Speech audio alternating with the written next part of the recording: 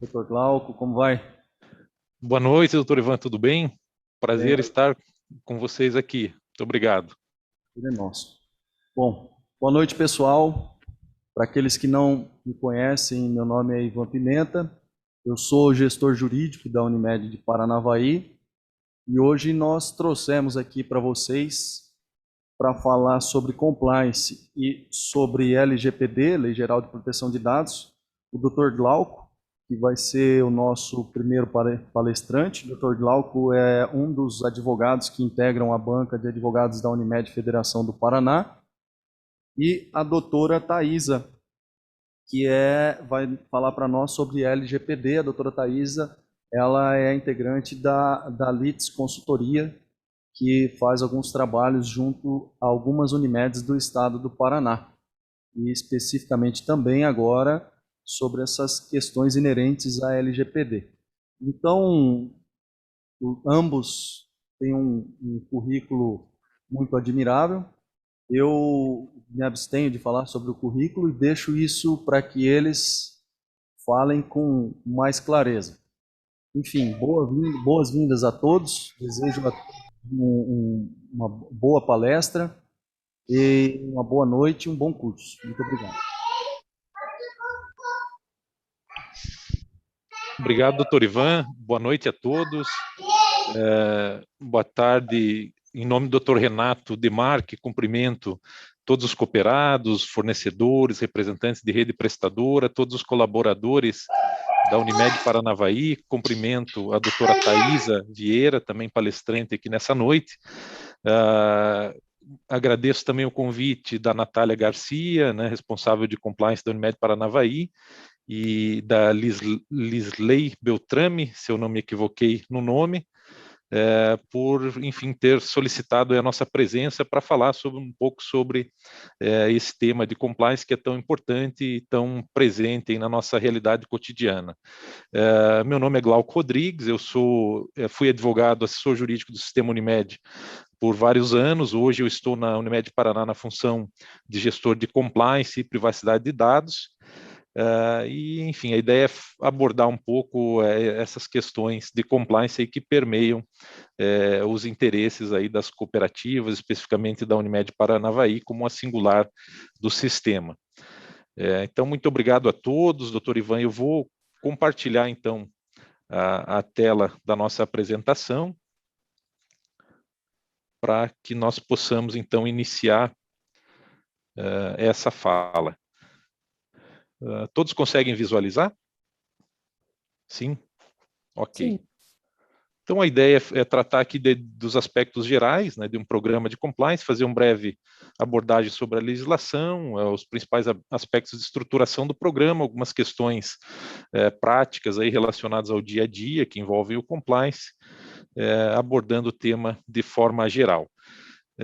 Então, o primeiro aspecto, iniciando aqui, o compliance, ele integra a estrutura de governança corporativa, né, das organizações.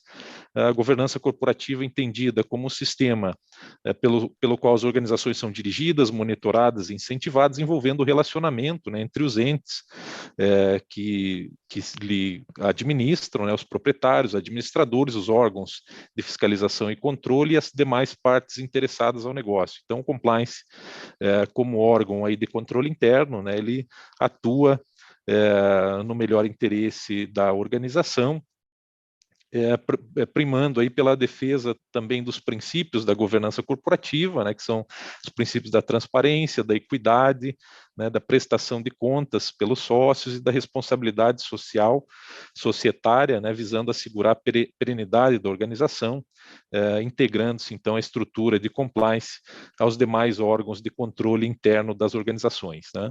E por que falarmos de compliance na atualidade, né? Qual a importância desse tema? O simples fato de existirem normas regulamentando toda e qualquer empreendimento, toda e qualquer organização, né, que se dispõe a atuar no mercado, já seria suficiente, né, para estabelecer uma estrutura voltada ao adequado cumprimento dessas normas que permeiam a atividade. Além disso, a corrupção ela é um problema de ordem mundial, né, que compromete o desenvolvimento econômico e social dos países, né, assim reconhecido pelos órgãos internacionais, a Organização das Nações Unidas e demais organizações mundiais, né. A corrupção é um problema que afeta toda e qualquer instituição, afeta a sociedade, governos e empresas, né, isso interfere nas relações de mercado e no dia a dia das organizações, né, comprometendo os negócios, aumentando o custo da atividade econômica, tudo isso em prejuízo, né, do cidadão, da população e da própria sociedade. E, além disso, há um movimento global, né, direcionado ao combate da corrupção, né, e na busca da construção de sociedades mais éticas e transparentes, tudo isso, então, direcionando as empresas a adotarem estruturas voltadas, né, a uma atuação mais íntegra e mais sustentável no âmbito das suas atividades. A primeira norma internacional disciplinando o compliance, talvez a mais conhecida, né, foi o Ato Anticorrupção norte-americano, do ano de 1977, que foi editado a partir dos desdobramentos do caso Watergate, envolvendo a campanha presidencial do presidente Nixon nos Estados Unidos, onde investigações apuraram que haviam empresas privadas que ofereciam propina a governos estrangeiros, né, e isso prejudicava, né, a concorrência de outras empresas americanas. Então, nesse contexto, né, dessas investigações, após a própria renúncia do presidente Nixon, né, onde ficou comprovado o seu envolvimento em práticas ilegais, o Senado americano, então, editou uma norma anticorrupção vedando a prática de corrupção nas relações entre empresas privadas e governos estrangeiros, né? Então, essa é a norma mais conhecida, de onde se originou toda essa questão do compliance. De forma mais recente, nós temos... Eu estou tendo um retorno, doutor Ivan, me desculpe, não sei se eu estou com algum problema aqui no meu microfone, mas eu estou tendo um problema de microfonia, enfim. De forma mais recente, a Lei Anticorrupção Antissuborno inglesa, né, de 2010, que traz também uma série de medidas anticorrupção nas relações envolvendo empresas públicas e privadas, né, e na esteira dessa diretriz internacional, então, o governo brasileiro foi, digamos assim, houve uma certa imposição dos órgãos internacionais para que o Brasil estabelecesse a sua própria lei anticorrupção, uma vez que já havia assumido essa obrigação mediante a subscrição de alguns tratados internacionais. Então, a Lei 12846 de 2013, né, trata da lei anticorrupção brasileira, estabelece sanções, né, por desvios e práticas fraudulentas nas relações entre as empresas privadas e o poder público. Essa legislação ela é regulamentada pelo Decreto 8420 de 2015, né, que é a norma que traça as diretrizes, inclusive para a construção de um programa de compliance tido por efetivo, né. Juntamente com essas normativas mais recentes, né, desde 1996, já a Convenção Interamericana contra a Corrupção da OEA, assim como a Convenção da Organização para a Cooperação e Desenvolvimento Econômico da OCDE do ano de 2000 e a Convenção das Nações Unidas, né, já conclamavam, então, os estados a implementarem leis anticorrupção nos seus países, né, visando justamente o combate dessa prática, atos de terrorismo, tráfico de armas, tráfico internacional de drogas, justamente porque essas atividades comprometem o mercado econômico e contaminam o desenvolvimento dos estados, né. No Brasil, a primeira norma, antes ainda da lei anticorrupção, a tratar de mecanismos de compliance foi a lei de lavagem de dinheiro, né, editada no ano de 1998, onde trazia ali para alguns segmentos de atuação a obrigatoriedade da implementação de determinados controles de compliance com vistas a mitigar o risco de fraude e práticas ilegais. Né, de forma mais recente, a lei das estatais, né, o Estatuto da Empresa Pública e da Economia Mista, Sociedade de Economia Mista, que traça, então, deveres de compliance para essas empresas, né, para que elas possam se relacionar com terceiros. E fechando esse conjunto, que também não deixa de trazer disposições relacionadas a práticas de compliance, de conformidade, em relação à privacidade de informações, dados pessoais, né, do indivíduo, a Lei Geral de Proteção de Dados, então, que traz uma série de obrigações para todas as organizações que realizam operações de tratamento de dados. Então, esse, em síntese, né, o contexto normativo, as principais normas, né, que estabelecem aí esses deveres, vamos dizer assim, não há uma obrigatoriedade da implementação de uma estrutura de compliance por parte das organizações, mas o momento atual da sociedade conduz, né, a essa obrigação na medida em que, por exemplo, muitos estados, né, já estão exigindo das empresas para que elas participem de licitações que essas empresas tenham, então, uma estrutura de compliance implementada, né? E chegamos, então, ao conceito de compliance, né? O que significa, né, o compliance, quais os objetivos, né, o que de fato é o compliance. O compliance vem de uma diretriz norte-americana, né, to comply with, que significa estar de acordo com, né, cumprir com determinada regra, né, e traduzindo aí para o âmbito normativo, né, nós temos aqui um conceito da norma ISO 19600, que trata dos sistemas de gestão de compliance, que define, então, o compliance como um conjunto de mecanismos, né, voltados ao cumprimento de normas legais, regulamentares e diretrizes estabelecidas para um determinado ramo de negócio, né, tendo por objetivo, então, a prevenção, detecção e resposta a todo qualquer desvio de cumprimento que ocorra, né. Então, compliance significa atuar em conformidade, né, no âmbito da organização, cumprir, né, as normas, todas as leis, as normas que são aplicadas àquela atividade, de modo a evitar qualquer tipo de sanção legal ou regulamentar, além do estabelecimento de diretrizes de comportamento ético, né, voltados à melhoria do ambiente de trabalho, de modo a evitar aí qualquer dano, né, à imagem, à reputação da organização por eventual desvio de conduta, né. Então, esse conjunto de mecanismos formado pelo Código de Conduta, o estabelecimento de um comitê de conduta, né, um canal de denúncias, a criação de políticas e procedimentos internos que disciplinem, né, a forma como as operações da organização devem ocorrer, todos esses aspectos, né, permeados aí por um monitoramento, por estabelecimento de controles internos e um monitoramento adequado desses processos, formam então um conjunto, né, das ações de compliance que, em síntese, né, visam assegurar que aquela determinada organização cumpra, então, com as leis e normas aplicáveis à sua atividade. Então, nós aqui, enquanto cooperativas, né, atuamos, cooperativas de saúde, né, atuamos num mercado extremamente regulado, né, e a adoção de uma estrutura, de um mecanismo de compliance que auxilie no adequado cumprimento dessas normas como forma de evitar sanções, né, para essas cooperativas, no caso aqui para a Unimed Paranavaí, para a Unimed Federação, ele é essencial, contribui muito, agregando valor aí para a organização como forma de mitigar os riscos da operação, né.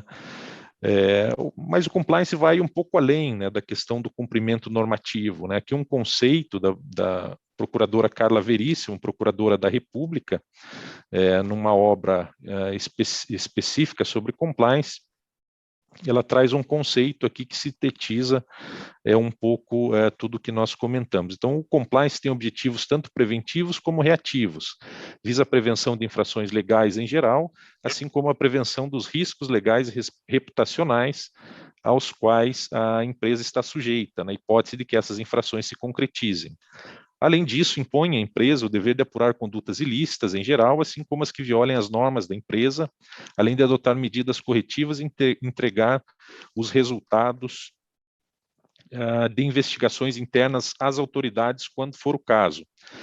Essa última hipótese da entrega de resultados às autoridades diz respeito a situações em que uma determinada análise, investigação interna de compliance evidencia a prática de algum crime no âmbito da organização, né, e as boas práticas recomendam que, uma vez apurado esse desvio e constatado uma prática criminosa, né, ainda que em tese, que o resultado dessas apurações sejam encaminhados, então, ao poder público, para que possa conduzir as investigações e, eventualmente, aí, punir eventuais responsáveis por esses desvios, né.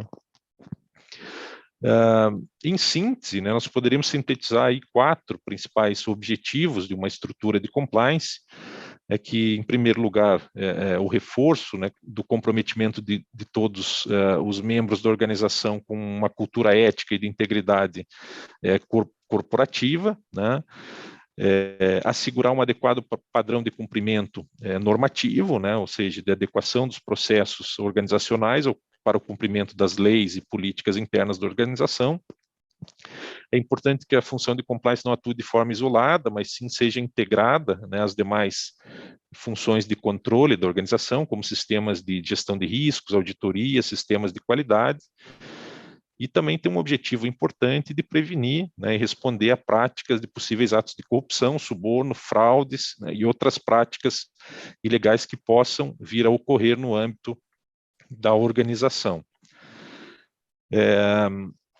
A estrutura de compliance ela tem um forte componente ético, né, que ela busca estabelecer no âmbito da organização. Então, temos aqui a ética entendido como campo da filosofia, né, voltado ao estudo do comportamento humano, do modo de ser do indivíduo na sociedade, né, e trazendo esse conceito para os negócios, né, a ética nos negócios representa tudo aquilo que está em conformidade com os princípios de conduta humana, né, com uso comum, com aqueles procedimentos aceitos e prescritos pela sociedade, né, representando aí como sinônimos, né, tudo aquilo que é moralmente adequado, que é bom, que é certo, que é justo e honesto. Então, dentro da estrutura de compliance, o desenvolvimento de programas de treinamento como forma de reforçar o aculturamento interno, né, para um comprometimento com práticas éticas na organização, representa uma parte bastante importante, né, dessa estrutura, e isso favorece, então, os mecanismos de controle interno, né, porque a ética, ela está direta, os desvios éticos, né, eles estão diretamente relacionados à prática de fraudes na organização. Existem várias pesquisas que estudam as razões dos desvios éticos na organização, e eles tratam essa questão no sentido de um descumprimento de um valor ético, né, previamente estabelecido, e a violação desses valores é que vão acarretar num desvio de cumprimento e, consequentemente, na prática de fraude nas organizações. Então, aqui, conforme extraído do relatório bienal da ICTS Brasil, que é uma grande consultoria em compliance, ela trata justamente desse componente, né? Ela se coloca que a fraude ocorre quando o indivíduo é influenciado por sua percepção ética, pressão situacional na qual se encontra e oportunidade para o cometimento de fraude. A percepção ética está na raiz da fraude ou do compliance. Então, isso significa que a fraude nada mais é do que o descumprimento, né, de um agir ético esperado em determinada situação, né, o que nós chamamos aí dos dilemas éticos no âmbito dos programas de compliance, né, os dilemas éticos ou dilemas morais são reflexo de ações das pessoas e surgem a partir do momento em que, diante de uma situação qualquer, a ação de um indivíduo ou de um grupo de indivíduos contraria aquilo que, genericamente, a sociedade estabeleceu como padrão de comportamento para aquela situação. Então, por isso, a importância, né, de trabalhar no âmbito dos programas de compliance a questão da cultura, né, da prática, da integridade, da transparência e dos valores éticos como forma de evitar esses desvios, que podem acarretar em fraude ou outros não cumprimentos, né, em razão da inobservância desses valores de conduta das organizações. E na prática, né, o que o compliance, né, quais os reflexos, né, do compliance na prática, adoção dos programas de compliance no nosso dia a dia, na prática das nossas rotinas, né, diárias, o que isso influencia? Bem, a estruturação de um programa de compliance com base nos treinamentos periódicos, na criação dos instrumentos adequados, código de conduta, um canal de denúncias, né, a criação de políticas e procedimentos internos, tudo isso contribui, né, para o aprimoramento de uma cultura ética, né, para uma atuação transparente, baseada em valores, né, socialmente responsáveis e adequados. Isso auxilia na promoção do respeito às pessoas, transparência das relações com o público interno e também externo, né? Isso acaba por atender às demandas da sociedade, no tocante aos respeito a direitos humanos, preocupação com a comunidade, sustentabilidade, responsabilidade social, enfim, e adotando e seguindo esses padrões, certamente a organização terá, né, mais facilidade para cumprir as leis, os regulamentos e as diretrizes, né, dos órgãos regulamentadores aí previstos para o seu negócio, né? A lei anticorrupção brasileira trouxe, né, algumas sanções severas, né, para os desvios praticados nas relações das empresas privadas com o poder público. Então, previu aí a responsabilização administrativa, podendo do dirigente e da pessoa jurídica, do agente, né, corruptor, vamos dizer assim, prevendo multas que podem variar de 1% a 20% do faturamento da organização, né, que podem ir aí desde 6 mil a 60 milhões de reais. A responsabilidade pessoal de dirigentes por omissão, né, de ações que poderiam evitar essas práticas no âmbito da organização. E a lei estabelece que a existência de mecanismos e procedimentos internos de integridade, como uma estrutura de compliance, procedimentos de auditoria, incentivo à denúncia de irregularidade, aplicação de códigos de conduta, podem atuar como atenuantes, né, para essas sanções da lei. E como eu disse no início, né, muitos estados, então, hoje já possuem leis específicas exigindo das empresas programas de compliance para participação em processos de licitação e celebração de contratos com o poder público. De modo que as cooperativas do sistema Unimed, né, muitas delas possuem contratos com a administração pública, com entes públicos, né? Então, é bastante provável que muito em breve, para participarmos desses contratos, nós tenhamos que ter e comprovar isso para esses entes, temos que ter essas estruturas de compliance implementadas ou em desenvolvimento para que possamos participar, então, desses processos licitatórios aí para a concorrência de oferta de planos de saúde, né? Daí a importância também da estruturação de um programa de compliance e integridade dentro das boas práticas, né? O decreto 8420 de 2015 traça algumas diretrizes, né, para que se tenha um programa de compliance considerado como efetivo, e estabelece aí 5 pilares que têm sido reconhecidos pela Controladoria Geral da União por meio do seu manual de programas de integridade para empresas privadas. Então, a Controladoria Geral da União preconiza que para que um programa de compliance seja efetivo, que ele seja baseado, então, nesses 5 pilares, né, que são comprometimento da alta administração, a existência de uma instância responsável na organização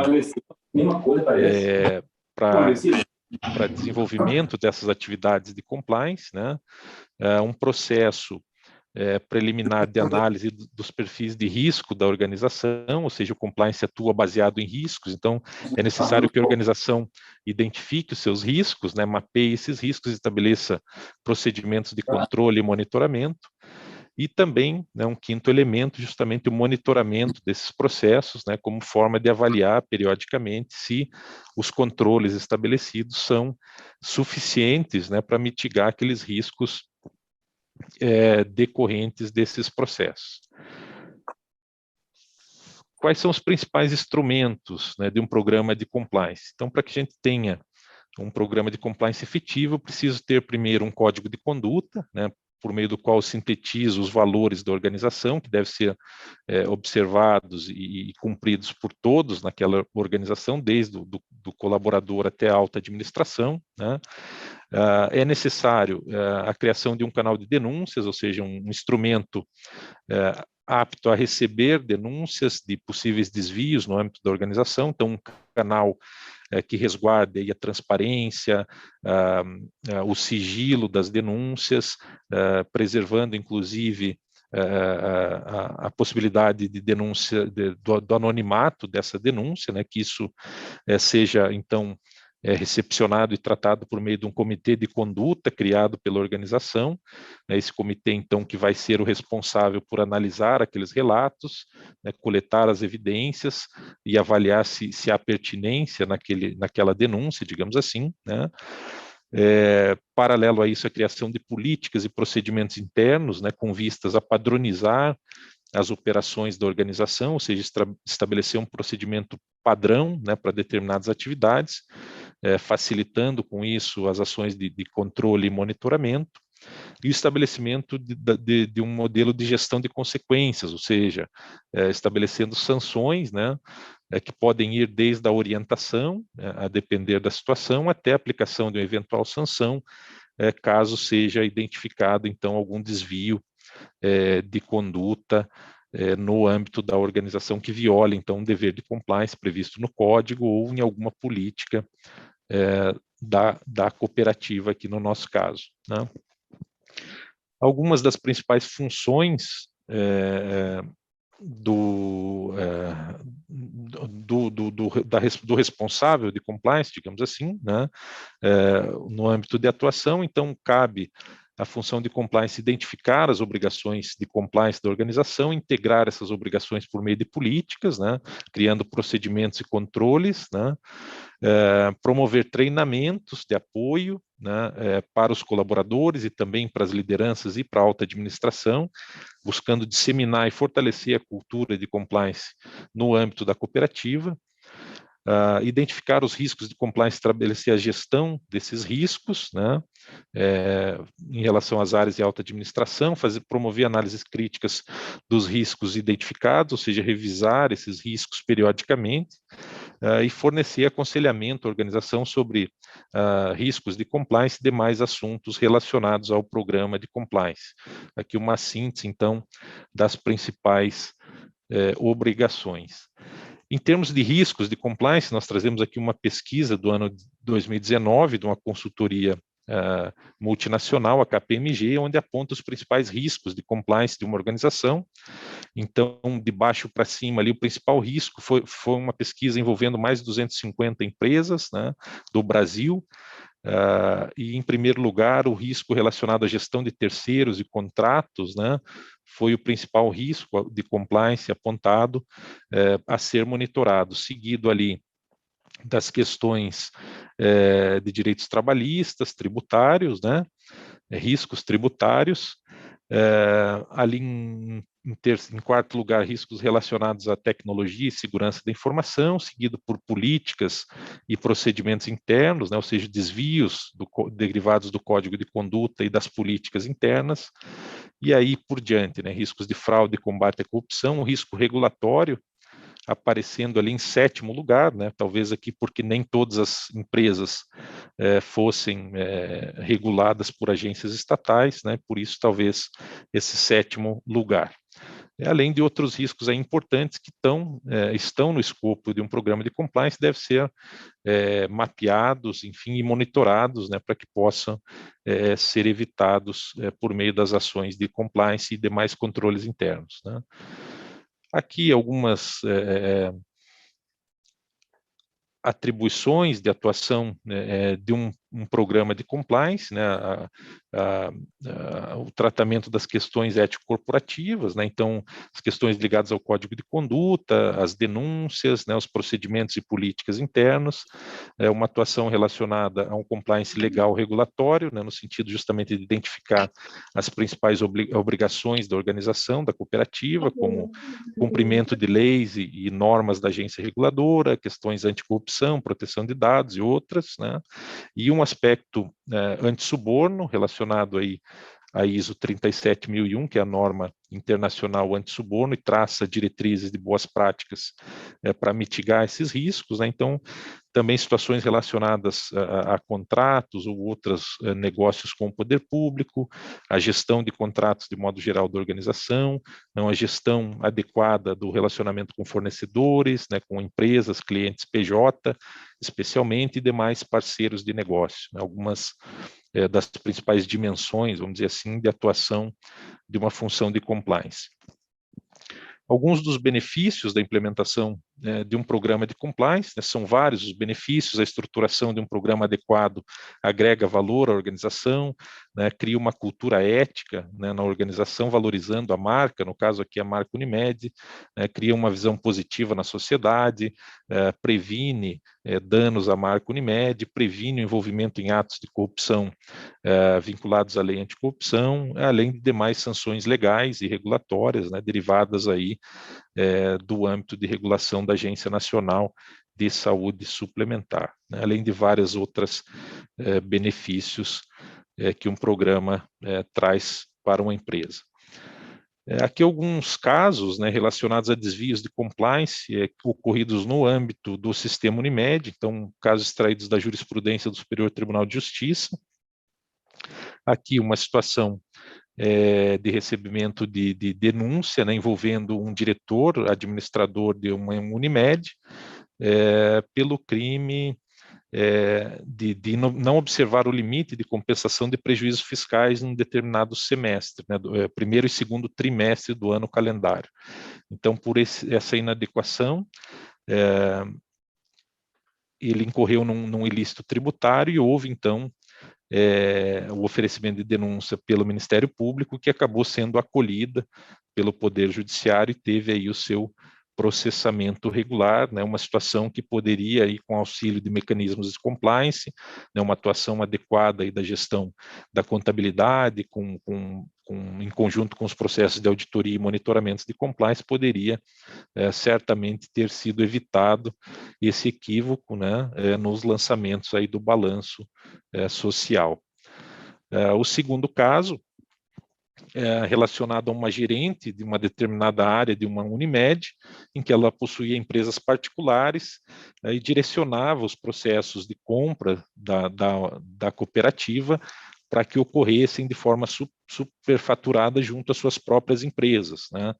Então, narra que os pacientes teriam pago valores diretamente para a Correvera, gerente da Unimed, com o intuito de que fossem concedidos privilégios para suas empresas em detrimento de outras que concorriam a processos internos para a compra de material médico hospitalar. Então, aqui, possivelmente, né, uma ausência de controle nesses processos de compras e, enfim, relacionamento com terceiros, que levou aí a essa gerente ter o domínio de todo o processo de aquisição, privilegiando, então, os seus próprios interesses, né? Certamente, se houvessem mecanismos de compliance, com segregação de funções, controles internos, processos de auditoria, né, essa situação poderia ter sido evitada. Aqui, um outro caso de compliance, envolvendo aqui a cúpula de cardiologia do Hospital Albert Einstein, né? O hospital acabou demitindo um integrante da cúpula do setor de cardiologia, denunciando à polícia 2 de seus médicos sob suspeita de ligação espúria com o fornecedor da instituição, né? Os médicos são suspeitos de receber pagamentos e favorecer uma empresa fornecedora de próteses cardíacas, né? Então, aqui, uma demonstração de que o Hospital Albert Einstein implementou um processo robusto de compliance, né? Isso implicou numa mudança de cultura, e aqui, então, o resultado, né, de uma apuração feita via programa de compliance, que identificou, então, esse desvio, né, a prática de crimes no âmbito da instituição, que acarretou com a demissão dos responsáveis, enfim, e o encaminhamento desse processo para as autoridades, né? Aqui, enfim, relacionando, né, alguns aspectos de compliance com a atuação do médico cooperado, né, o que poderia ter alguma vinculação do relacionamento do médico cooperado com a cooperativa em termos de compliance, né? E aqui já me encerrando, já me encaminhando para o final. Então, assim, a observância das diretrizes estatutárias, né, o cumprimento dos critérios de admissão e demais direitos e deveres em relação ao sócio, isso atuar em conformidade, atuar em compliance com as regras da organização, uma vez que o cooperado, quando adere, né, a cooperativa, de acordo com as diretrizes da Lei 5764, ele adere também às suas regras, né, suas disposições estatutárias, e deve guardar obediência a essas disposições. Então, justamente o cumprimento da lei, do Estatuto Social e Regimento Interno, né, é um dever de compliance. É importante, né, a busca pela adequada prática da medicina, do ato médico, né, com o cumprimento das diretrizes do Código de Ética Médica, especialmente em alguns pontos, né, que são abordados pelo próprio Código de Ética Médica, por exemplo, na relação médico-paciente, adequação dos registros em prontuários, né, evidentemente não praticar atos médicos proibidos ou desnecessários, né, em prejuízo da saúde do paciente, evitar exagerar a gravidade do diagnóstico ou prognóstico, ou complicar a terapêutica, ou exceder-se no número de visitas, consultas e outros procedimentos, né. Então, praticar uma boa medicina, de acordo com as diretrizes do Código de Ética, são também diretrizes aí de compliance que se aplicam a todos os cooperados. De acordo com o estatuto, né, o dever de zelar pelo patrimônio material e moral da cooperativa, evitando a judicialização, né. Outro dever extraído do Código de Ética, né, que é uma situação bastante comum em razão dos processos de divergência médica, que são regulados pela ANS na RN 424. Então, eventualmente, uma prescrição pode ser, enfim, revista, né, pela auditoria médica, e aí, para solucionar essa divergência, não que a prescrição não esteja adequada, mas há, às vezes, mais de uma solução para o mesmo caso concreto, para a prática do ato médico. Então, por isso, a legislação prevê a prática da junta médica, e neste contexto, né, seria vedado, então, ao médico cooperado opor-se à realização da junta médica ou participação em processo de segunda opinião, quando solicitado pelo paciente, né, isso, inclusive, nos processos aí de liberação regulados pela Agência Nacional de Saúde Suplementar, né. O outro aspecto previsto também no Estatuto, né, a vedação da solicitação de materiais e medicamentos em caráter experimental, sem registro na Anvisa, né, e desconformes com o regramento do CFM ou com a medicina baseada em evidência. Esse também é um ponto que suscita bastante discussões, né, porque o médico ele tem a liberdade de prescrição de acordo com análise, né, da situação concreta do seu paciente, e, sobretudo, quando há aí o consentimento desse paciente por meio da subscrição de um termo de consentimento, né. Em contrapartida, existe aí a norma da Anvisa e da própria ANS que vedam, então, a prescrição de tratamentos experimentais, e o conceito de tratamento experimental seria aquelas hipóteses em que a prescrição está em desacordo ou desconformidade com as prescrições previstas na bula do medicamento. Então, embora polêmico, né, nessa discussão, nessa polêmica, o ideal é sempre procurar evitar, né, incorrer nessa discussão. Então, esses são algumas das situações que impactam na atuação do médico cooperado.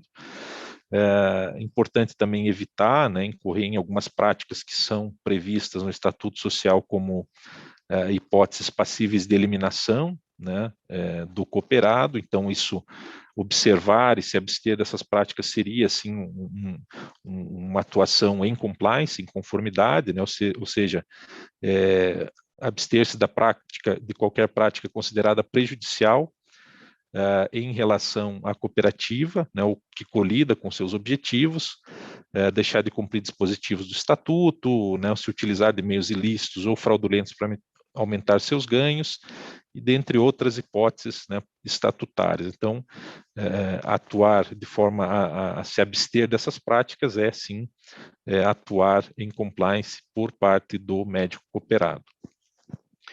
Em relação à rede prestadora, né, existe uma série de normas da ANS que regulamentam essa relação. Então, para que a gente, dentro do âmbito de uma estrutura de compliance, um programa de compliance, algumas práticas seriam recomendáveis, né? Ou seja, a assinatura por parte dos fornecedores, né, de um termo de adesão e comprometimento às práticas anticorrupção estabelecidas pela cooperativa, né, formalizar essa relação por meio da análise e regularidade documental, celebração de contrato escrito, né, com valores definidos, critérios de reajuste estabelecidos, né, para atender às normas da agência.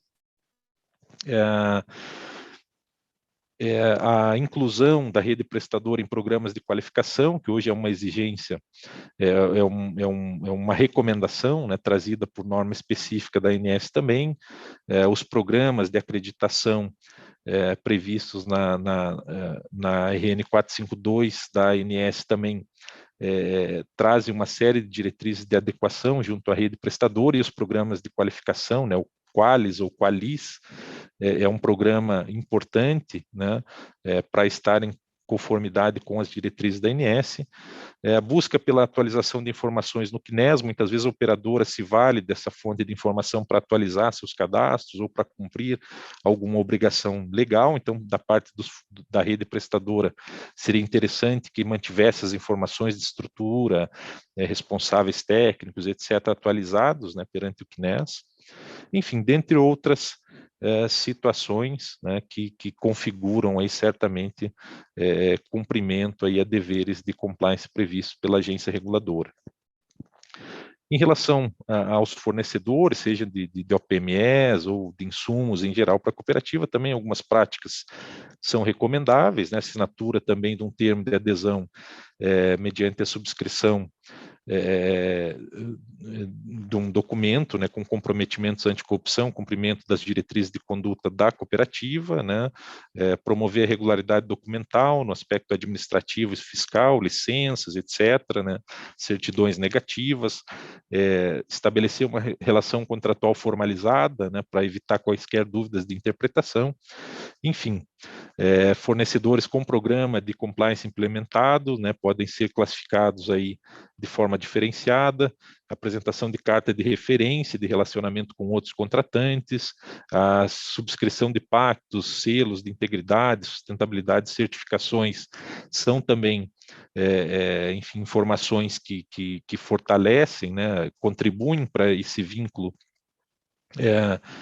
de prestação de serviços, né, dando segurança para a operadora e também para o próprio fornecedor do serviço, e práticas de avaliação em loco, né, de conformidade técnica e estrutural deste fornecedor. Pessoal, em síntese seria isso, né? Peço desculpas aí por avanço do tempo, e agradeço mais uma vez aí pela oportunidade, a Natália, doutor Ivan, e espero que poder ter contribuído em alguma medida, aí, pelo menos com algum conceito que tenha ficado um pouco mais esclarecido. Muito obrigado a todos, fico à disposição.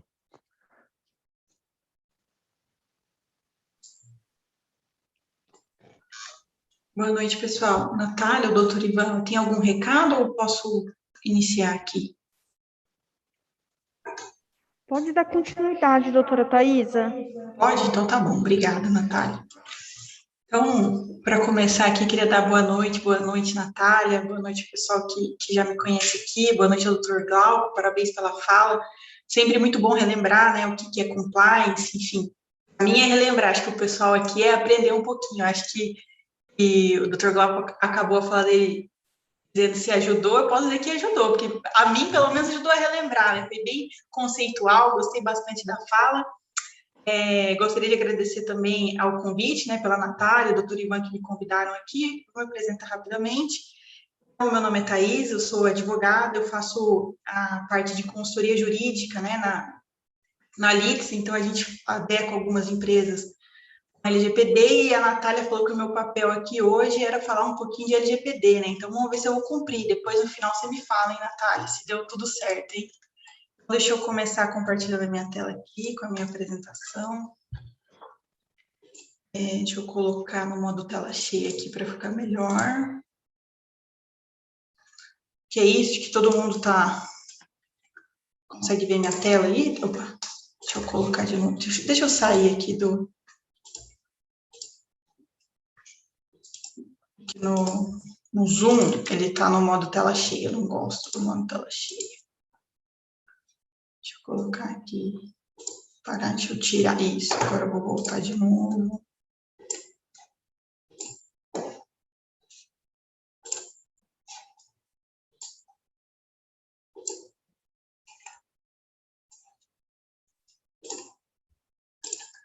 Acho que vocês estão vendo a minha tela, certo, Natália? Ainda não. Ainda não? Não. Pausado, deixa eu resumo share. E agora? Deixa eu ver aqui. Escolher aqui, screen 1. E agora, tá certo? Sim. Sim? Então vamos lá. Sim. Então vamos falar com vocês de LGPD. Qual que é o panorama atual? Né? O que a gente tem aí? Na tela a gente tem 2 marcos assim, de datas, né? Então, o que é LGPD? Eu gosto sempre de começar falando sobre a sigla, né? Porque às vezes a gente confunde com outras siglas que são parecidas. Enfim, LGPD significa Lei Geral de Proteção de Dados, tá? De proteção de dados pessoais, né? Se vocês entrarem aí no texto que está aí para vocês e pesquisarem a Lei 13.709 de 2018, vocês vão ver que lá ela fala que essa lei visa regular os dados pessoais, e daí ela mesma, a lei, faz menção a essa sigla LGPD. Então, quando falar de LGPD, está falando de uma lei. Que lei é essa? A Lei 13.709 de 2018. Aí vocês podem estar se perguntando, nossa, a lei de 2018, mas parece que ela está pegando agora, ou está entrando agora. Por que isso? Porque olhem só, se atentem aí ao calendário que está na tela para vocês, né? Ela está em vigor, ela é de 2018, hein? Mas ela está em vigor desde 18/9/2020. Completando aí, em setembro, um ano, né, que ela está em vigor. Então, quer dizer, ela foi criada, mas ela deu um espaço de 2 anos para ela começar a valer. Por quê? Conforme a fala do Dr. Glauco, eles viram que os programas de compliance, eles levam um tempo primeiro para ser estruturado, e aí, né, com o tempo ele vai ganhando amadurecimento. Então, a LGPD é mais uma lei que vai dar suporte a essa busca de compliance. Então, foi pensado o seguinte, lá em 2018, bom, precisamos de um prazo para que as pessoas consigam se adequar. Então, foi pensado, bom, aprovamos a lei em 2018, e aí vamos dar o prazo de 2 anos. Então, foi mais ou menos essa ideia do legislador, teve alguns outros interesses, mas o tempo para entrar em vigor também foi pautado nisso, então ela entrou em vigor em 2020. Agora, vejam, ali do lado tem mais um calendário que fala o seguinte, ó, as sanções dessa lei estão em vigor, né, entraram em vigor desde 1/8/2021. O que a gente tem de recente aqui no panorama da LGPD? É que as sanções não entraram em vigor ano passado, entraram em vigor agora. Né? Temos alguns dias que as sanções já estão em vigor. Então, a gente pode dizer que a LGPD ela está completamente ativa, não tem mais nada faltando, assim, né? Do texto que está na lei, ela está com toda a sua força. É claro que tem algumas dúvidas que sobre a interpretação da lei, mas a lei está 100% em vigor. Outra informação que está aí no slide para vocês é que a Europa também tem o seu instrumento jurídico. Então, vocês podem perceber o seguinte, lá na Europa, é chamado do GDPR, aqui no Brasil é chamado de LGPD. Lá na Europa, né, na União Europeia, essa questão da privacidade e proteção de dados, essa lei está em vigor desde 2018. Aqui no Brasil, vejam, a lei foi aprovada em 2018, começou em 2020. O que eu quero dizer com isso? Que é um caminho global, né? O mundo inteiro está se preocupando com isso. A Europa tem o GDPR, os Estados Unidos tem também alguns atos, está se preocupando com essa questão da proteção de dados pessoais, mas o Brasil não podia ficar de fora. A Argentina já tinha legislação sobre proteção de dados, o Uruguai, enfim, na América Latina, o Brasil, em comparação com os seus vizinhos, estava um pouco atrasado, e essa é uma questão importante. Por que eu digo que essa é uma questão importante? Por causa desse segundo slide. Vai ficar uma participação aqui na tela, não sei quem que riscou a tela aqui, mas acho que ela vai ficar até o fim, porque eu não estou conseguindo tirar esse risco aqui da tela. Aí, pessoal, o que a gente tem aqui, ó? A gente tem a importância da LGPD. Por que ela é importante? Porque ela é uma lei para cuidar de dados pessoais. Vocês podem falar, tá bom, Thaís, eu entendi, mas está em 2021, né, 2018, por que foi pensado nisso? Eu gosto sempre de ler esse texto que eu retirei de um livro, né, que trata sobre a LGPD. O título desse livro, né, desse artigo, na verdade, é Considerações sobre proteção à privacidade e aos dados pessoais em uma sociedade digital. Olha só, o texto é o seguinte, ó.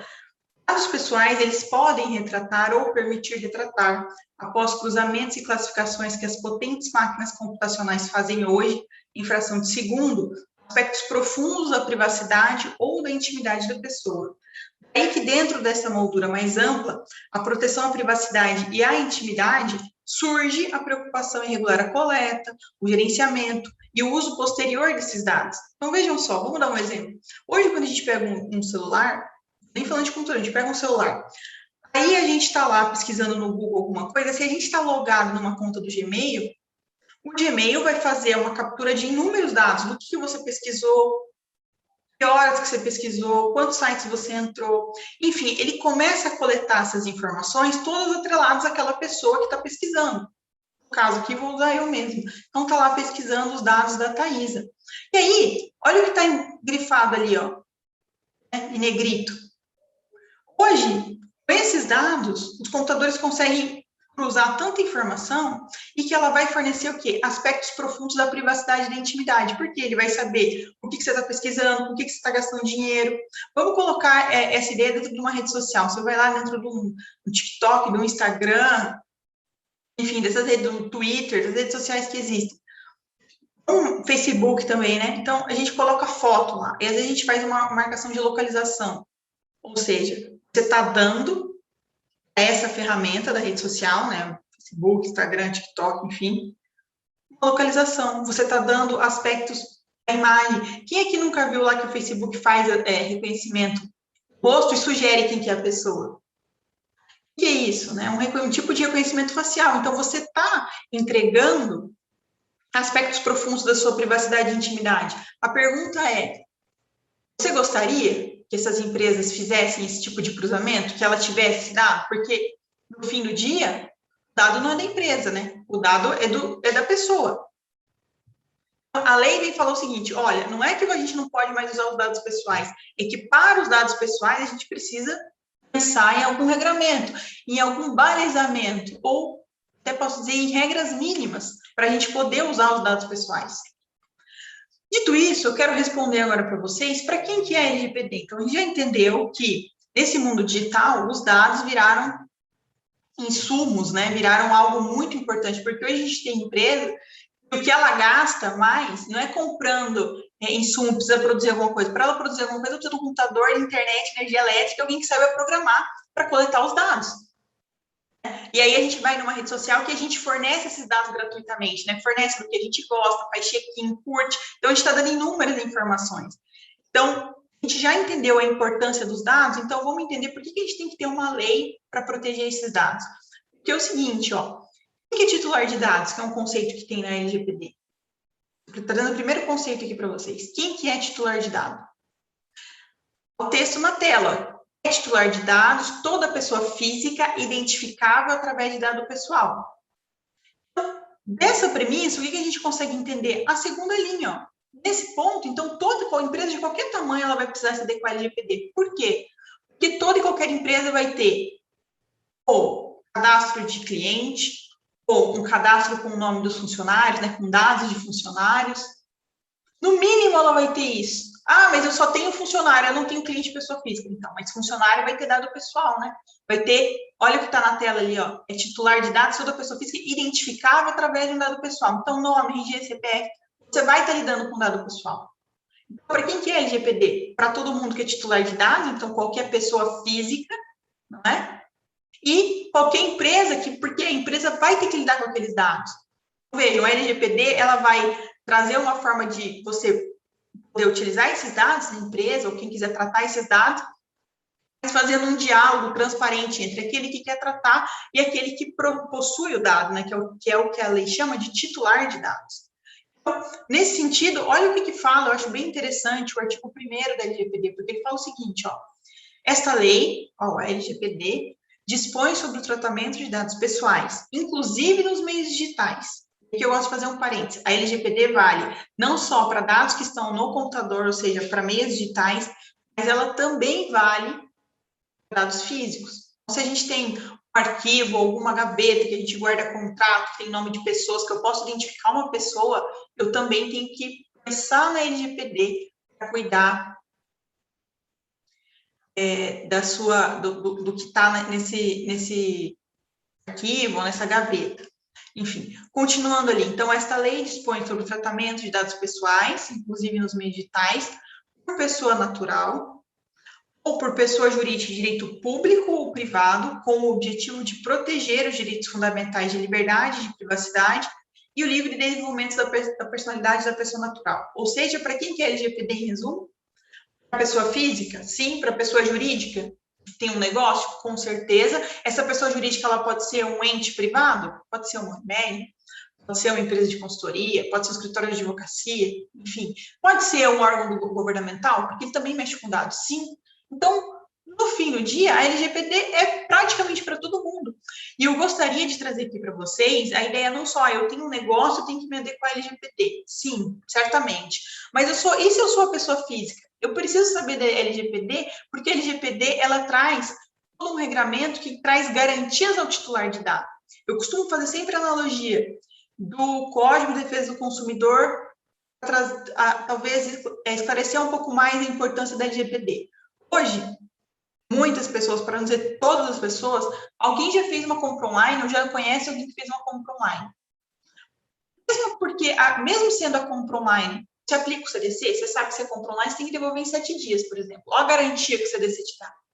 O CDC é de 1990. Lá em 90, a gente não tinha essa ciência dos direitos do consumidor. Hoje a gente já tem, hoje é algo corriqueiro. Quando a gente fala de titular de dados e proteção a dados pessoais, a LGPD vem trazer um educativo exatamente nesse sentido. Ou seja, olha, vocês precisam se preocupar com o titular de dados, porque você, empresa que está coletando ou tratando esse dado não é seu. Esse dado é do titular.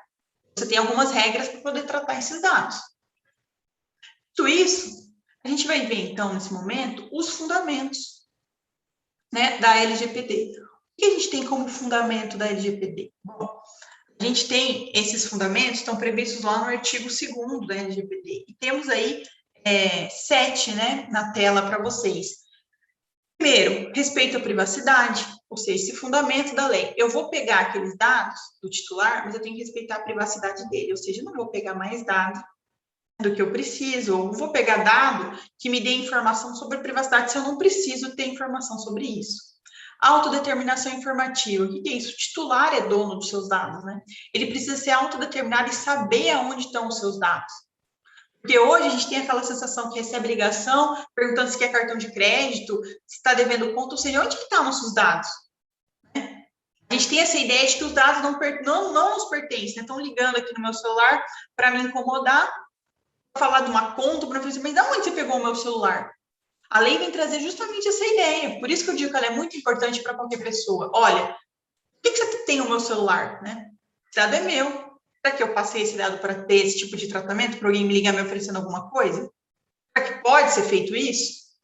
Depois, o item 3, a liberdade de expressão é um fundamento da lei, de informação, de comunicação, de opinião, a inviolabilidade da imagem, da honra, da intimidade, o desenvolvimento econômico e tecnológico e a inovação, a livre iniciativa, a livre concorrência e, olha lá, a defesa do consumidor. Esse ponto é interessante porque é o seguinte, né? Hoje a gente tem uma capacidade computacional, absurda, mas todas as empresas têm. Empresa que pode contratar um software, outra empresa não pode contratar o software. E aí tem uma empresa que pode coletar mais dado pessoal que a outra. Será que ela pode mesmo? A LGPD fala, não, esse dado você não pode. E aí eu quero dar a noção para vocês que a LGPD vem colocar um patamar mínimo. Ó. Todas as empresas, a partir daqui, podem fazer algo. Ah, mas eu quero fazer isso daqui. Não, mas não está no patamar mínimo. Tem que trazer todo mundo para o patamar mínimo. E o teto também, ou seja, ela é uma baliza. Ela vem colocar as regras do jogo para todo mundo. Como que é tratado, o que pode ser feito e o que não pode ser feito.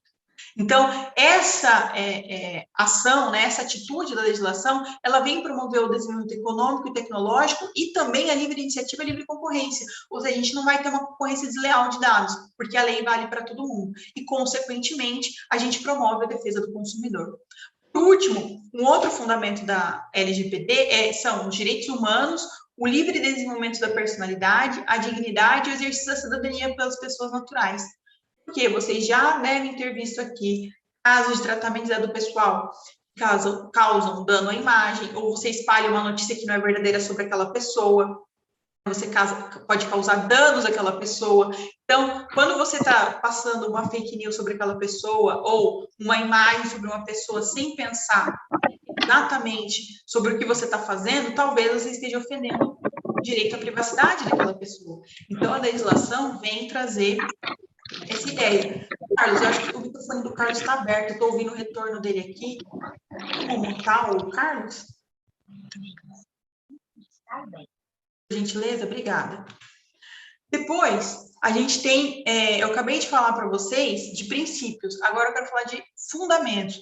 Tem mais fundamentos do que esses, né, LGPD, está lá no artigo 6º, mas eu coloco esses três porque esses três que são o mínimo, e entendendo esses três é um grande passo já.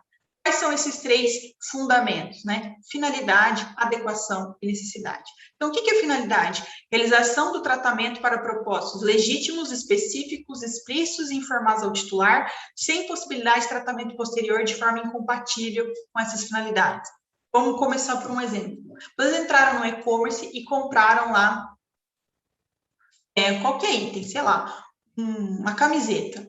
E aí, você criou um perfil, e aí você colocou sua foto lá porque você quis colocar a sua foto. E aí a empresa, ela é uma empresa de tecnologia, além de ter o e-commerce, ela tá treinando outras tecnologias que ela quer investir no mercado também. E aí ela fala, eu tenho foto aqui dos meus consumidores, eu vou treinar o meu algoritmo, fazer reconhecimento facial aqui, porque eu já tenho as fotos mesmo.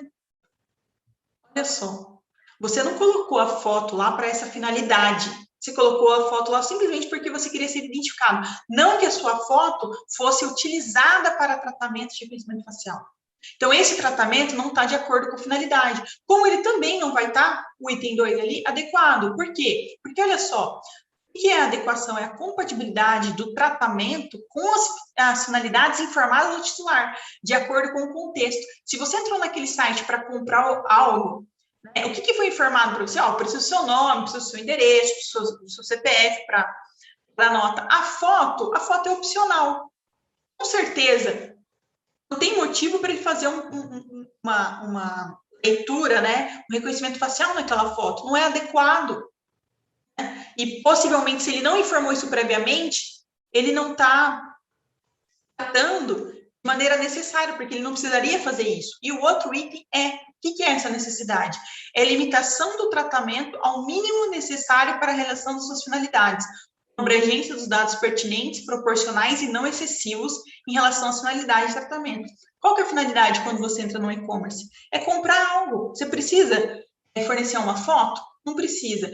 Mas é opcional, eu gostaria de oferecer a foto. Beleza, você vai lá e põe a foto no seu cadastro. Agora, fazer reconhecimento facial na foto?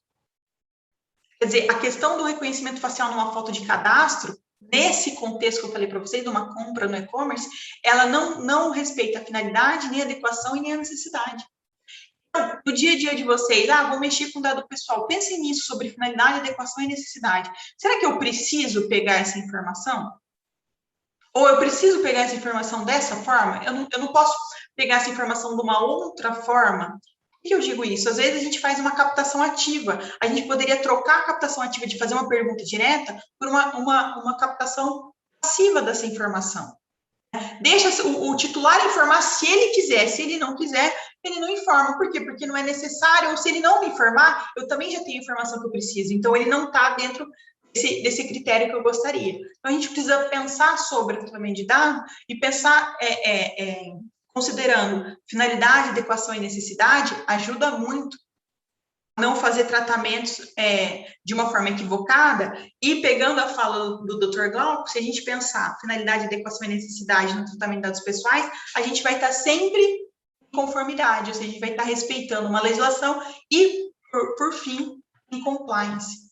Agora, o que são dados pessoais? Eu estou falando, dado pessoal. Titular, vocês sabem, qualquer pessoa que pode ser identificada ou identificável, como está no texto aí para vocês. E dado pessoal? Dado pessoal, a gente tem endereço de IP, endereço físico, geolocalização. Então, quando vocês postam uma foto no perfil de vocês e marca a geolocalização, aquela geolocalização ela é ligada a uma pessoa. Aquilo se torna um dado pessoal. Do outro lado ali, nome, RG, CPF, tudo isso é dado pessoal. Dado de renda, dado bancário, número do seu telefone é dado pessoal, histórico de consumo é dado pessoal, e-mail é dado pessoal. Ou seja, a todas as informações, se você gostaria de tratar ou lidar com aquelas informações, coletar essas informações, você precisa observar a LGPD, porque isso é dado pessoal.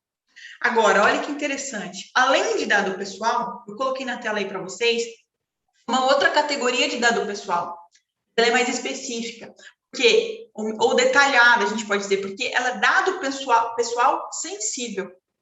Como a gente tem na LGPD duas categorias, dado pessoal e dado pessoal sensível. Então, dado pessoal a gente acabou de ver.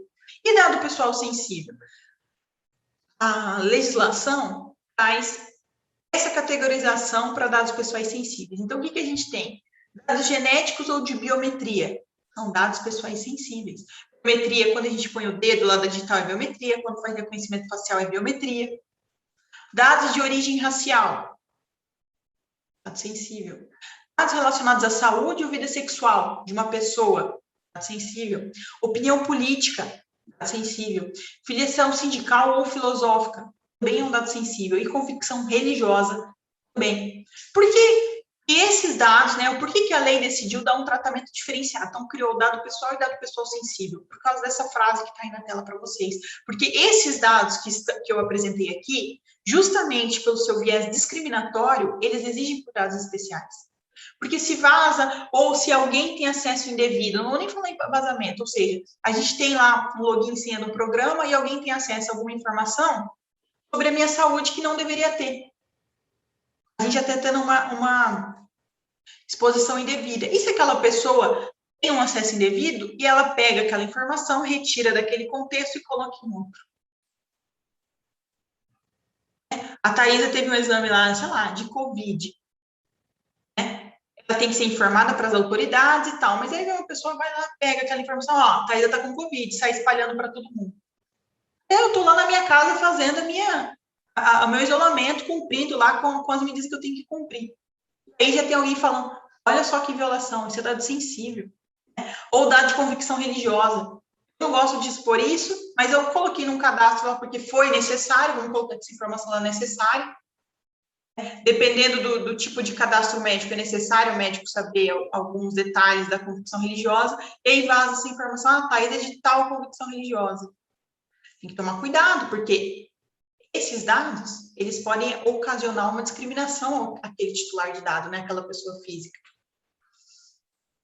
Portanto, gente, em resumo até agora, quem é o titular de dados pessoais, então? É você, sou eu, todo mundo que está me assistindo aqui, tem nome, tem RG, tem CPF, tem dados de saúde, tem biometria, vocês são titulares de dados, E esse é a nomenclatura que a lei usa, Titular de dados. Então, quando vocês ouvirem isso, vocês já sabem, estou falando o quê? De uma pessoa física, Ou, como está no texto ali, uma pessoa natural. A quem se referem os dados pessoais que são objeto do tratamento. É isso que a gente pode definir como titular de dados. Mas agora, o que é tratamento? Estou falando para vocês, tratamento. O que é tratamento? Vai na tela para vocês o texto da lei. Como é que a lei conceitua tratamento? Vou ler para vocês. Toda operação realizada com dados pessoais, como que se referem a coleta, produção, recepção, classificação, utilização, acesso, reprodução, transmissão, distribuição, processamento, arquivamento, armazenamento, eliminação, avaliação ou controle da informação, modificação, comunicação, transferência, difusão ou extração. O que é tudo isso, de dado pessoal?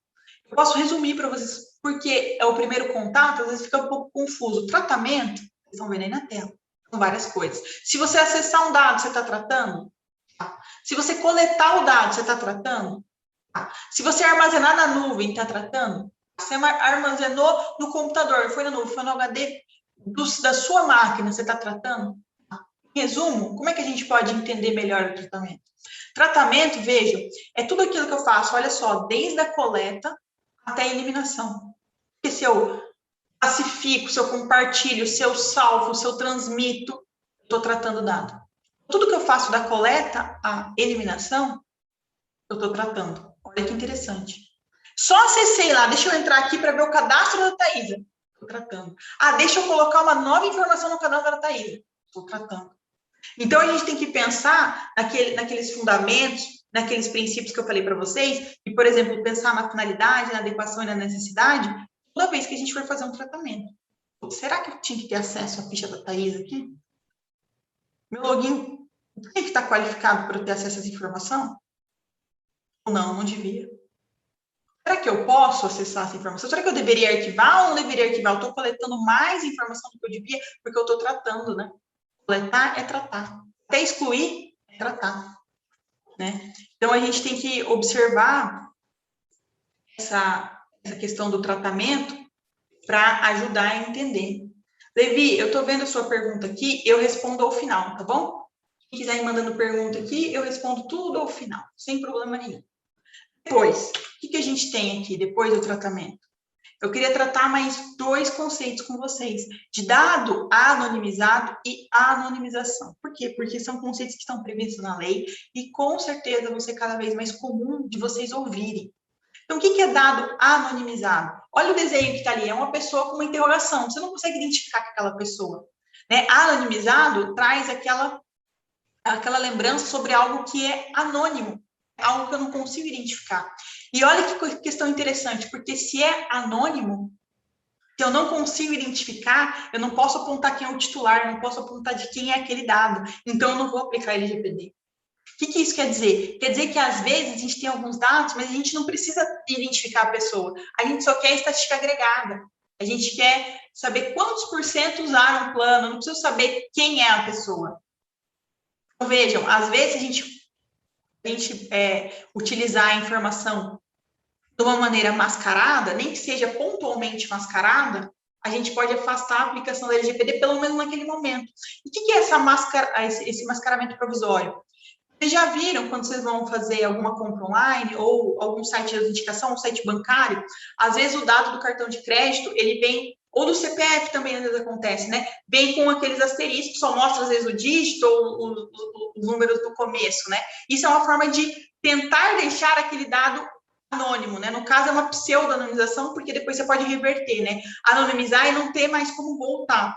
E é o que está ali. Então, dado anonimizado, dado relativo a titular que não possa ser identificado, considerando a utilização de meios técnicos razoáveis e disponíveis na ocasião do seu tratamento. Então, olha que interessante, se você puder tornar algum dado anônimo, não precisa mais se preocupar com a LGPD, você vai precisar se preocupar com outras coisas, não com a LGPD. Agora, o que é a anonimização? É a utilização de meios técnicos razoáveis e disponíveis no momento do tratamento, por meio dos quais um dado perde a possibilidade de associação direta ou indireta. Esse mascaramento é uma possibilidade de anonimização. Mais tecnicamente falando, ela é uma pseudo-anonimização, porque, como eu disse, ela pode ser revertida.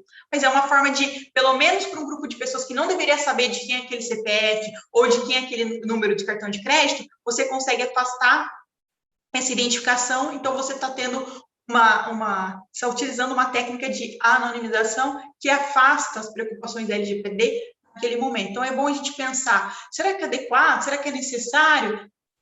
E, será que eu consigo anonimizar? Porque se eu conseguir, eu não vou nem aplicar a LGPD. Então, esse é um conceito interessante de entender também dentro da LGPD. Outro conceito interessante, outro ponto interessante, é quando a lei fala de agentes de tratamento. O que são agentes de tratamento? Sendo 2 figuras, porque a gente tem 2 tipos de agentes de tratamento. Então, aqui, o primeiro é o controlador, e do outro lado, a gente tem um operador. Olha só, quem que é o controlador? Pode ser uma pessoa física, uma pessoa natural, ou jurídica, de direito público ou privado, ou seja, a gente pode ter um ente estatal ou uma empresa, ela pode ser controladora, né? A quem competem as decisões referentes ao tratamento de dado pessoal. Então, o controlador é aquele que decide, ó, eu quero que você classifique assim, eu quero que você colete aquele dado, use para aquilo, faça dessa forma. Ele controla aquela informação, o que vai ser feito, né, as decisões referentes àquele tratamento. O primeiro tratamento é acesso, coleta, armazenamento. Então, ele fala, ó, você vai pegar esse dado, vai armazenar aqui para fazer isso, ou para emitir uma nota fiscal, enfim, ele controla. Outro agente de tratamento é o operador. Um operador pode ser uma pessoa física, uma pessoa natural, né? Ou jurídico, também de direito público ou privado, só que olha a diferença, ele realiza o tratamento de dados pessoais em nome do controlador. Quando que a gente tem essas possibilidades? Vou dar um exemplo para vocês. Às vezes, vocês têm lá um contador que ele não é interno da empresa. Vocês têm esse serviço terceirizado, ou seja, a Unimed, vamos dar um exemplo aqui, a Unimed Paranavaí contratou uma empresa terceirizada para gerir a sua folha de pagamento. Então, nessa situação, a gente pode dizer aqui, guardadas as devidas proporções, que a gente tem a Unimed sendo controladora daquela informação e falando, olha, software ou empresa de contabilidade, trate meu dado assim, eu preciso que você informe essas informações no e-social, preciso que você faça as determinadas obrigações acessórias aqui, que você emita as guias aqui para mim, que você trate informação pessoal minha, trate minha folha de pagamento, consequentemente folha de pagamento. Vai ter nome, vai ter dados de renda, vai estar tratando de dado pessoal, então a gente consegue identificar esses dois agentes de tratamento aqui, e nesse tratamento a gente precisa saber se ele é legítimo ou se ele não é. Além disso, eu já vou falar como é que a gente pode vislumbrar se um tratamento é legítimo ou não. Tem outra pessoa aqui que eu gostaria de salientar para vocês, além do agente de tratamento, que é o agente de tratamento são controlador e operador, tem outra pessoa aqui, outro papel designado, é do encarregado de proteção de dados pessoais.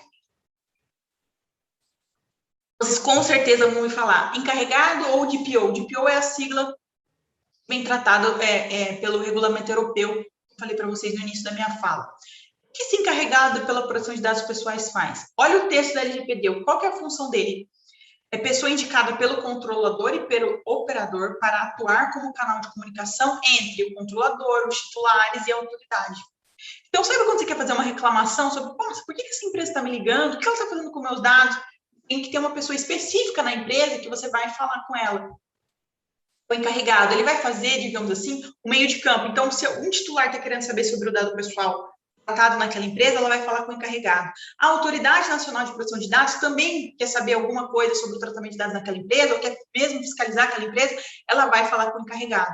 É assim como a gente tem, por exemplo, a ANS, que faz a regulação, né, dos planos de saúde suplementar, a gente tem a Autoridade Nacional de Proteção de Dados que vai fiscalizar a legislação. E a legislação, ela quer ser extremamente específica e detalhada, ela não quer falar com a empresa, ela já está desde já falando que a empresa tem que ter uma pessoa identificada, ele direto falar com aquela pessoa. Além disso, o encarregado também tem lá no artigo 5º e incisos outras possibilidades, né, de tarefas que o encarregado pode ter, como, por exemplo, promover a ideia de educação e de compliance sobre proteção de dados e privacidade, enfim, tem outras atividades que podem ser agregadas ao encarregado, mas ela é uma pessoa obrigatória. É claro que tem a discussão hoje se todas as empresas, cada uma precisa ter um, ou elas podem se juntar, se tem, digamos, o mesmo segmento e indicar um, tem essas questões, elas não estão definidas ainda, mas a gente pode afirmar aqui com uma certa certeza que vai precisar, se pode ser compartilhado ou não, é para um outro momento, mas todas as empresas que mexem com dado pessoal vai precisar indicar um encarregado de proteção de dados pessoais. Agora sim, eu preciso falar com vocês das bases legais para tratamento de dados pessoais. E olha como a gente já tem a ferramenta para entender. Tratamento é coleta, arquivamento, extração, tudo que eu falei para vocês, ou seja, a coleta, a exclusão, eu estou tratando, só que eu tenho que ter base legal para fazer esse tratamento. Para dado pessoal comum, lembra que eu falei para vocês que tem dado pessoal comum e dado pessoal sensível? Para dado pessoal comum, nós temos essas 10 possibilidades que estão na tela para vocês. Então, eu posso tratar dado se eu tiver um consentimento, eu posso tratar dado para cumprir uma obrigação legal, eu posso tratar dado para execução de política pública, eu posso tratar dado para execução de contrato, exercício regular de direito em processo, para realização de estudos por órgão de pesquisa, proteção da vida, tutela da saúde, interesse legítimo, legítimo interesse e produção de crédito. proteção de crédito. Isso eu posso utilizar para tratar dado pessoal comum. Nome, RG, CPF, endereço de IP. Agora, veja, se eu for usar biometria, se eu for usar dados da saúde, aí eu tenho que usar as bases para também dado pessoal sensível. Veja aqui com vocês, veja aí na tela, eu gostaria de falar o seguinte, não há hierarquia entre essas bases. O que é isso, gente? Eu vou primeiro para o consentimento para depois ver se eu posso usar. Não. Você tem que usar a base legal que se encaixe ou que se amolde ao tratamento que você quer fazer. Por exemplo, você quer tratar, você é aquela empresa de e-commerce lá e alguém vai entrar, eu tenho uma empresa de e-commerce e alguém vai entrar na minha empresa para comprar uma camisa. E aí eu preciso emitir nota fiscal. Para emitir nota fiscal, eu vou precisar do nome daquela pessoa, minimamente o CPF e do endereço dela. Eu também vou fazer entrega. Eu estou coletando esses dados. Qual é a base legal que eu vou usar para coletar esses dados? Veja, cada uma dessas possibilidades é uma base legal. Por quê? Porque você não contratou comigo para eu te entregar uma camisa, você não fiz uma compra e venda com você, então, para isso, eu vou usar a execução de contrato, porque quando você faz uma compra online, você está contratando algo. E aí, para emitir a nota fiscal é obrigação legal. Eu não vou pedir consentimento para pegar os seus dados e emitir a nota fiscal. Eu tenho o segundo item ali, eu estou cumprindo uma obrigação legal, não é consentimento. Ah, mas eu não quero dar o meu CPF para fazer a nota. Bom, então eu não posso vender. Eu sou obrigado a cumprir essa obrigação legal. Então, o que eu quero que fique claro para vocês? A gente tem que pegar a situação concreta que a gente está usando dado pessoal e às vezes a gente tem que fracionar em situações menores para conseguir identificar em cada momento qual é a base legal correta. Porque eu vejo muitos equipes falando, então você tem que pedir o consentimento, é só consentimento. Não, se você for emitir uma nota fiscal, não é consentimento a base legal, é cumprimento de obrigação legal regulatória. Como no setor de saúde, tem muitas informações, né, vamos colocar aqui dado pessoal, que tem que ser tratado não pelo consentimento, mas porque a operadora de plano de saúde, às vezes, tem que ter controle daquela atividade, ela vai precisar usar dado pessoal. Então, ela vai estar, vai poder utilizar em alguns momentos cumprimento de obrigação legal regulatória. Né? E aí a gente tem, por exemplo, execução de contrato, realização de estudos por órgão de pesquisa, então o IBGE, o IPEA, vai usar essa base para fazer tratamento de dado pessoal, execução de política pública, ou seja, aonde o Estado vai construir uma escola, aonde o Estado vai sei lá, colocar um museu para execução de políticas públicas, às vezes ele vai lá no cadastro dele e vai ver onde as pessoas estão usando, de que bairro que são, vai tratar dado pessoal para fazer política pública, né? Proteção da vida e tutela da saúde são aqui para tratar dado que não é sensível, hein? A gente vai ter essas duas bases para tratar dado sensível também, a gente já vai ver. Proteção da vida é aquilo, eu vou tratar o nome da pessoa, o telefone, porque a pessoa está passando mal aqui, vou mexer na carteira dela para ver se eu acho um plano de saúde, alguma coisa, para poder avisar ou chamar a emergência. Eu não vou fazer nada, eu só vou esperar ela me dar um consentimento, porque se ela não me der, eu não faço nada. Não é por aí, né? Você vai poder tratar dado com proteção da vida. Para proteção da vida, melhor dizendo, já a tutela da saúde, ela pode ser utilizada, essa base, especificamente para profissional de saúde. O fisioterapeuta, enfermeiro, médico, profissional de saúde pode usar essa base aqui. Se não for profissional de saúde, não pode usar tutela da saúde. Interesse legítimo ou legítimo interesse é uma base muito utilizada para inúmeros tratamentos, mas eu gosto de dar um exemplo bem prático, que é caso de marketing, né? Porque assim, não posso mais mandar e-mail marketing, né, para promover a minha empresa. Olha, se você cumprir os requisitos do legítimo interesse, ou seja, ter uma situação concreta, anterior, que tenha uma legítima expectativa do titular de receber aquela informação, ou de ter, melhor de receber aquela informação, né, de poder tratar aquele dado pessoal, mas se encaixa legítimo interesse. Vou dar um exemplo. Então, você entrou no meu e-commerce e comprou a camisa. E aí, aquela camisa que você comprou agora, chegou novos modelos de camisa parecidos com aquela e eu estou dando 50% de desconto. Você sempre compra aquela camisa. Então, eu tenho lá um cadastro lá de mais de 2 anos, você sempre, periodicamente comprando camisa. Eu te disparo o e-mail falando, olha, fulano, você compra lá na minha loja, aqui a camisa, com preço mais barato, estou te dando um cupom de desconto. Olha a situação concreta, né? Você já compra naquela empresa. É legítimo você... Eu acredito, como consumidor, eu gostaria de ter um cupom de desconto. Então, eu estou dando algumas dicas aqui para poder usar o legítimo interesse. E proteção de crédito, gente, é aquela base utilizada por aqueles birô de crédito, né, como o SPC ou o Serasa, eles têm essa base aqui para utilizar para eles poderem fazer o serviço deles. Engraçado que essa base aqui só existe no contexto brasileiro. Se a gente for olhar para o contexto europeu, não existe essa base. Essa base foi criada aqui no contexto brasileiro. Acharam interessante, então, para dado pessoal sensível, a gente tem essas 10 bases. E agora, desculpa, para dado pessoal comum, a gente tem essas 10 bases. Para dado pessoal sensível, agora na tela para você, a gente tem outras bases, algumas parecidas. Veja, a gente tem consentimento, parecido, igual, na verdade, né? Digamos assim, a mesma possibilidade de tratar tanto dado pessoal comum como dado pessoal sensível, no mesmo sentido, cumprimento de obrigação legal, execução de políticas públicas, exercício regular de direito em processos. Eu preciso me defender em algum processo, eu preciso processar alguém, eu vou pedir o consentimento. Thaisa, me passa os dados que eu vou te processar? Não, né? Vou usar essa base e vou tratar direto os dados da Thaisa no processo, né? Realização de estudos por órgão de pesquisa, também posso usar essa base para dado sensível. Eu também tenho proteção da vida e tutela da saúde, naquele mesmo contexto que eu falei anteriormente. Então, proteção da vida é aberto, qualquer um pode tratar dado pessoal sensível, sim, se encaixar na proteção à vida, mas tutela da saúde para dado sensível é só para profissional de saúde. Médico, enfermeiro, técnico de enfermagem, fisioterapeuta, enfim, eles podem usar essa base legal. E a última base que eu tenho aqui na tela para vocês é prevenção à fraude de segurança titular. Veja, eu vou dar um exemplo que é muito utilizado para prevenção à fraude de segurança titular. E aqui tem biometria para entrar em algum lugar. Biometria é dado sensível.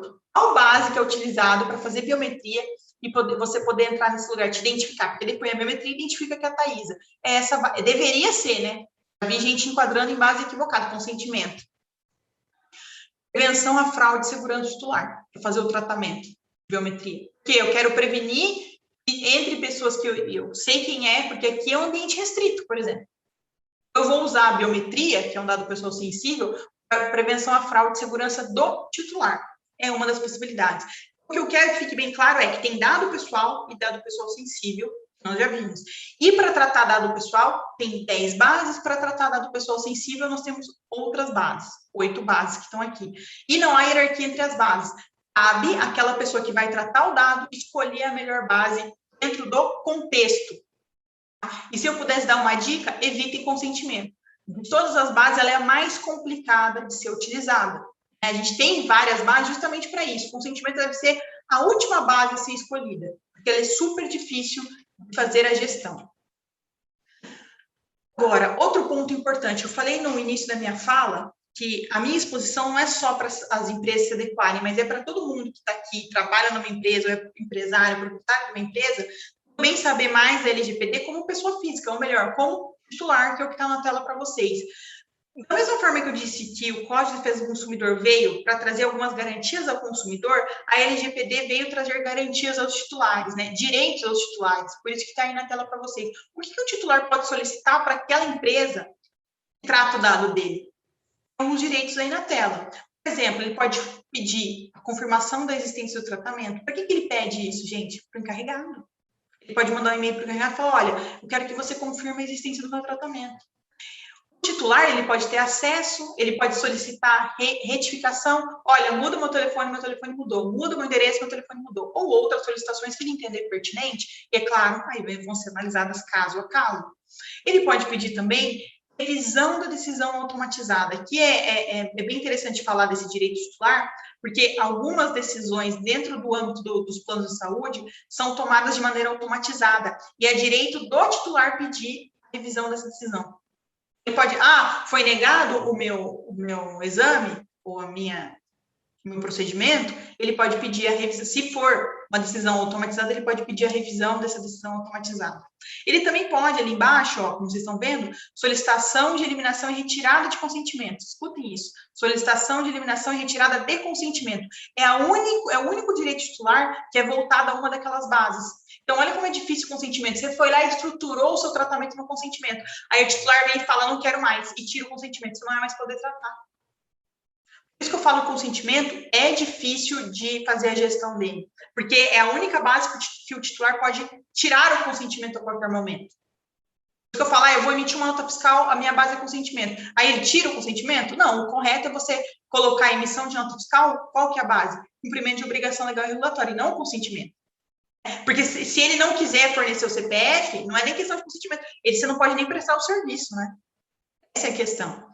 E, por último, a portabilidade. Aqui é uma ideia interessante da portabilidade. A gente já tem essa ideia de portabilidade. Por exemplo, eu tenho um celular na operadora X, vai passar para a operadora Y. O telefone, né, o número de telefone é um dado pessoal. Então, você tira aquele dado pessoal de uma, a operadora passa para outra. O mesmo acontece, né, com as operadoras de plano de saúde, onde você pode fazer a portabilidade, tirar seus dados de uma empresa, ir para outra, aproveitar, não ter carência, enfim.